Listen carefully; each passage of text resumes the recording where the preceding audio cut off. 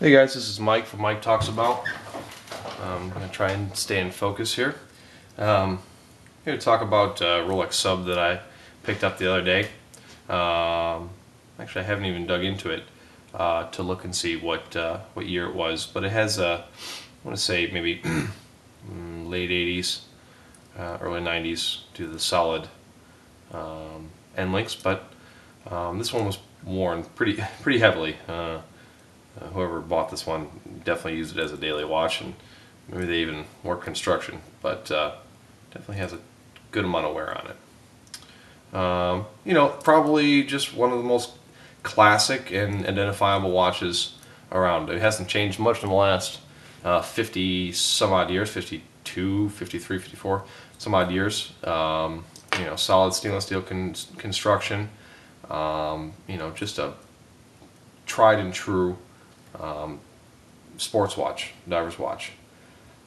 The modern subs are waterproof to 1,000 feet or 300 meters. Out of the box, it fits about an 8-inch wrist without it needing any links. As you can see, this one has, for stainless steel, it's got a little bit of wear on the band there as far as stretching and stuff like that, and just generally worn out. Black dial, very identifiable watch.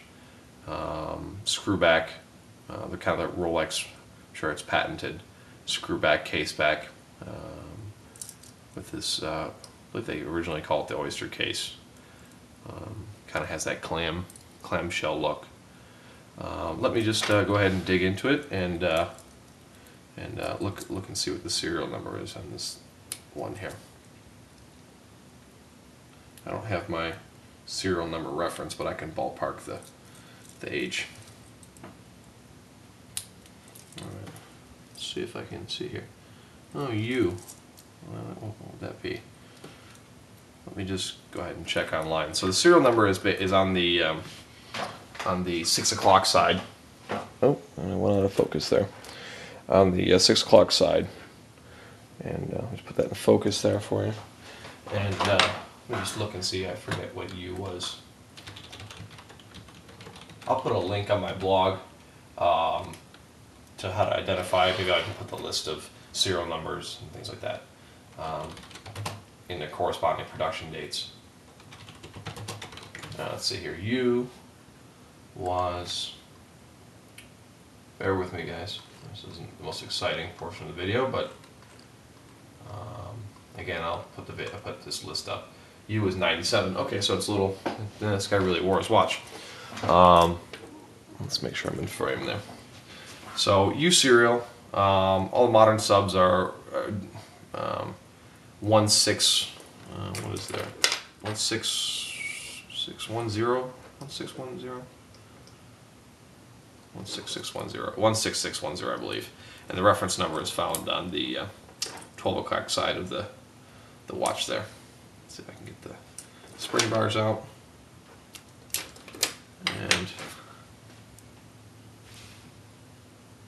it says, like always, Rolex.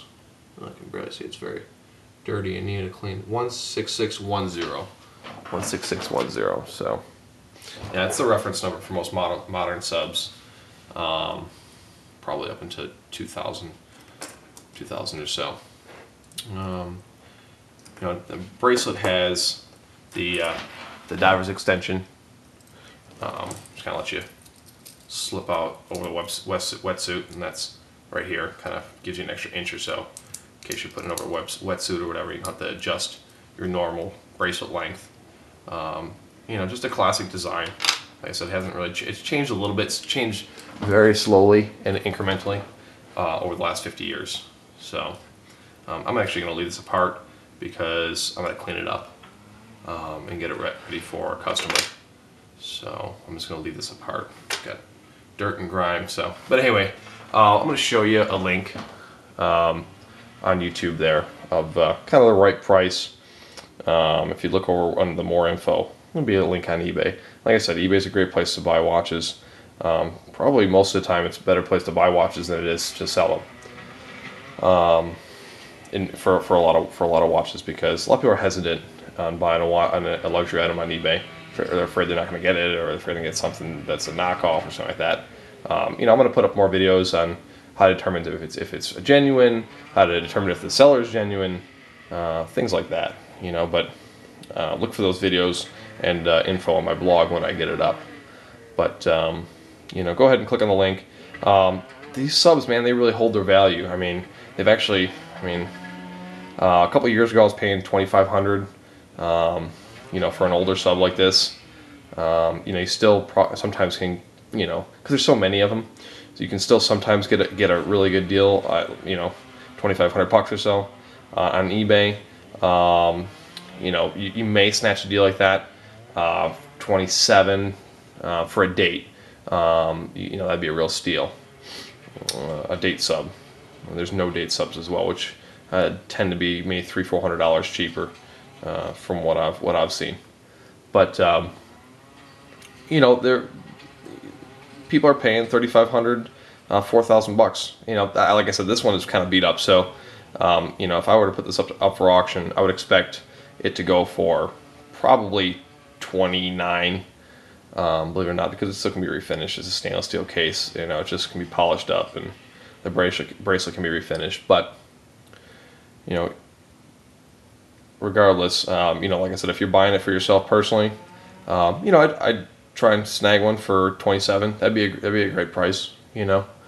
For something with a sapphire crystal. Now with the subs, the older ones, if it's got a plastic crystal, they're valuable. I actually have in service right now a vintage 1970, 71, 72, 5513, which is very collectible. It's got a regular, what do they call it, a maxi dial on it. Maxi dial, or just a regular dial on it. It's not a gilt dial, but that should be out of service in the next week or so. So for all you guys who like the vintage stuff, I'm putting up a video on the 5513 in the next couple weeks, hopefully. So, but check out the link, check out the blog when it goes up. I got tons of more videos going up. How to buy watches, how to buy other things. What you should pay. I've bought and sold watches for the last 8 years or so. So, like I said, I really enjoy putting these videos up online, and just kind of making sure everyone who's a watch nut like me is paying the right price. As far as, in my opinion, I should say.